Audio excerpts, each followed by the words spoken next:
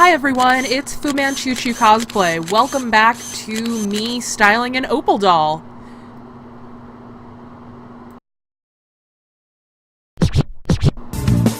Before we actually get into the work on the doll, I want to say thank you to each of the artists that created all of this beautiful imagery. It's so wonderful and it really helped inspire me to get through the process of creating opal in the form of a Monster High doll.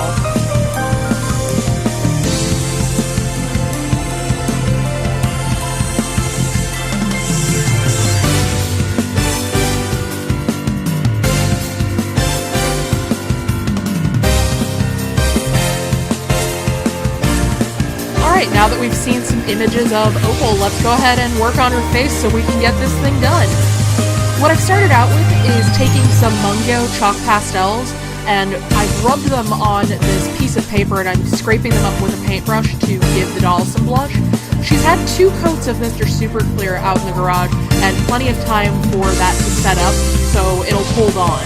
Essentially what Mr. Super Clear does is it gives you almost a paper-like texture, and you can draw on that with watercolor pencils. You can also erase off of that, which you will see quite a bit of here soon, because I had a lot of challenges with the eyes.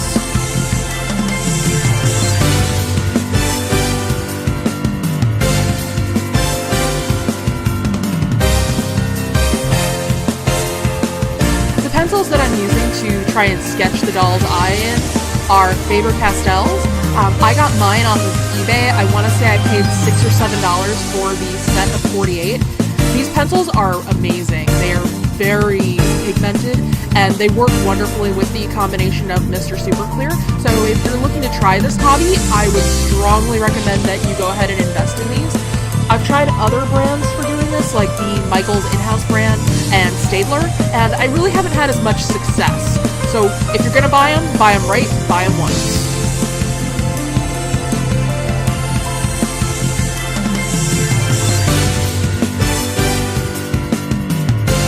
Once I got the eye shape right by adjusting what I had sketched in with an eraser, I finally was able to start drawing the eyes into the doll.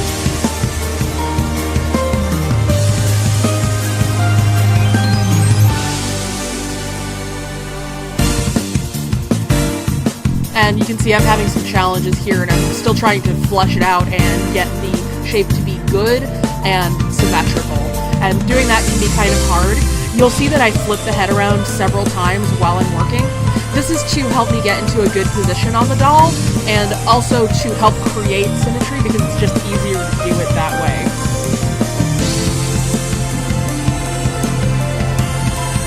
Now we're finally getting into some color. At this point, I am using Faber-Castells to go ahead and sketch in some of what's going on. I started to try and use the white pencil to fill in the whites of the eye and to give her the wrinkle on the upper eyelid.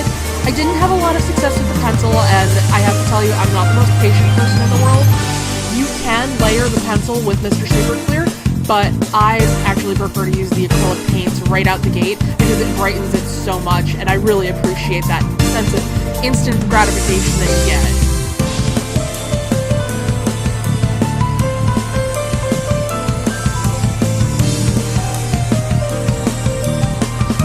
Now, Opal has white hair, so I wanted to give her white eyebrows so things would look more uniform. I went ahead and just used acrylic paint because, again, I really like that sense of instant gratification you can get just from using paint straight away.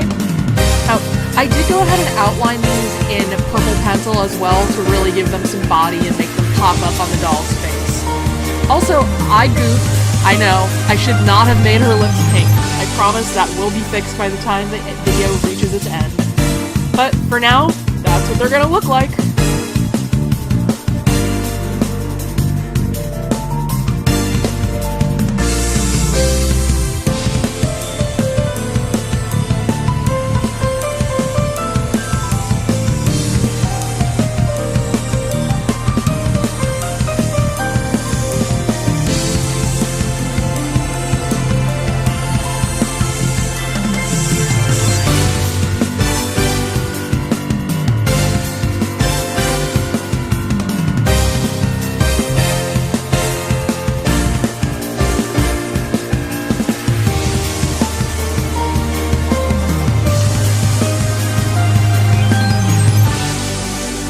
Okay, so at this point, I have taken the doll out to the garage and given her another coat of Mr. Super Clear.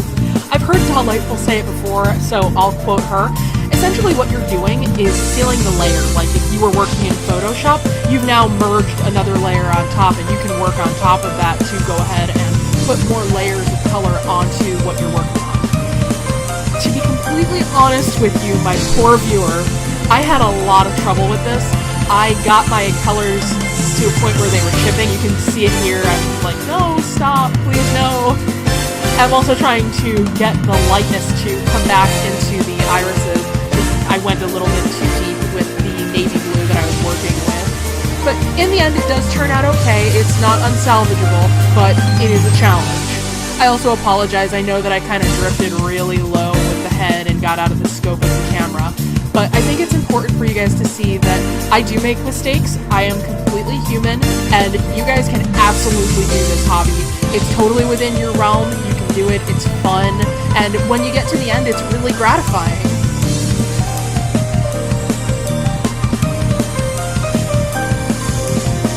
See, look, I'm so sorry. I apologize twice. So at this point, I have fixed the doll's head. A lot of the footage was not usable. But look at how pretty she is! Oh my god! I'm so happy with her. And there's the Mr. Super Clear. And my little kitty's butt. That's Ginger, everyone. I'm also having some problems here because this clay is real old. But I'm also real cheap. So I just mixed it with a little bit of baby oil and massaged it out. What you're seeing now is I took a platform and I put clay onto it to give myself something to work on. I put the doll on it with the plastic to keep her feet clean. And now I'm glossing her eyes so they look like they are bright and they have life. Same thing with her lips. I want them to look moist. Everybody loves that word, right? And now we've got some eyebrows coming in. I tried to do this with tacky glue on one side. Tacky glue sucks. Don't use tacky glue. If you want to use something that will work, super glue is what's up. I was so happy with the doll at this point.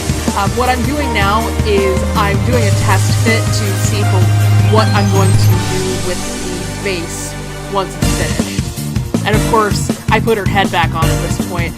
So she's bald! I mean, one punch anybody?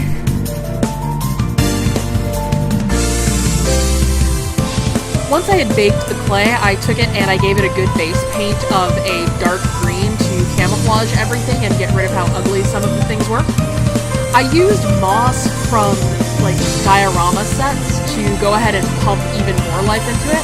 I happen to have these flowers around my house too, and I thought they were a beautiful accent to the strawberries. If you've ever seen strawberries just growing, they have cute little white flowers and it is much aesthetic. I love it. I needed to take a break at this point and let things dry. I also had run out of moss and flowers. I didn't want to go too crazy with these strawberries either because they're really big. Oh, and I also put some bracelets onto Opal to give her a little bit more on her upper body. Now, what I'm showing you at this point is how I make hair for dolls. I promise you, Opal is not going to be a blonde. If you've ever been to my Etsy shop, which is also Fu Manchu Cosplay, you'll see that I sell pearls as props to Blue Diamond and Yellow Diamond cosplayers. They're really cool, really cute, you know, check them out if you want to. That's cool. Should I say cool again? Because I feel like I said it a lot there, I'm sorry. Now the point of this is that after you brush out the yarn, you need to use a low setting on your flat iron. That's going to give you those silky, fluffy locks that make it so you're not buying wig fiber. Wig fiber can be kind of difficult to use, and for me, I don't find it as gratifying when I work on dolls, especially after the reroot process. I think I watched the entire season 3 of Orange is the New Black and rerooted one doll. One. That happened to be the first doll that I ever worked on, and unfortunately, she is not my best work. Now, I'm using Fabri-Tac to create wefts. Wefts are awesome. That's actually how we accomplished this look. These are just wefts that have been wrapped around a piece of yarn to create the cascading ponytail. And at this point, we are adding hair directly to the doll. I'm putting these wefts in so they're over her face or backwards, That way, when they come back, they have more volume. My intention, which you'll eventually see, is to put them back up into the ponytail to give it even more volume and give a smooth transition with the completion of the project. I also glued in the side tails for the doll at this point, and then I realized I had made some boo-boos and I needed to use a lot more glue. Now, I'm turning the doll upside down so I can put wefts in to cover the underside of her hairline. I'm also going ahead and covering up Calamari's kind of octopus ears, because Opal, as far as we know, doesn't have ears, right? We've never seen them. There's one other thing that's happened here as Ginger passes through. I've taken just a good old lunch bag twist tie and wrapped it around the top layer of the hair to give it some control. I loop it around a second time once those bottom wefts are installed, so everything is going to stay up on the doll's head.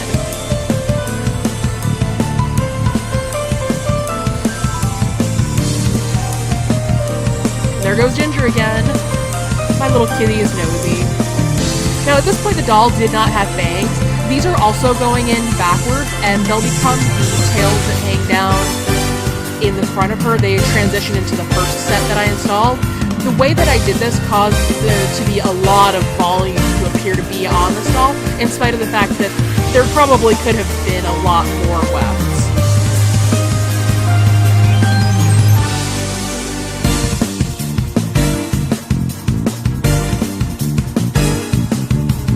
And I'm just repeating that for the other side so that the doll's hair looks consistent.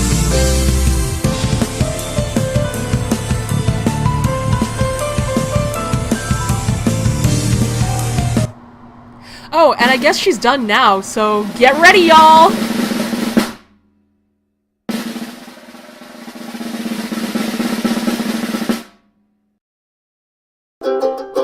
All I wanna do is help you turn into a giant woman, a giant woman. All I wanna be is someone who gets to see a giant woman. Oh, I know it'll be great, and I just can't wait to see the person you are. Together, if you give it a chance, you could do a huge dance, because you are a giant woman. You might even like being together, and if you don't, it won't be forever. But if it were me, I'd really wanna be a giant woman, a giant woman. All I wanna do is see you turn into a giant woman.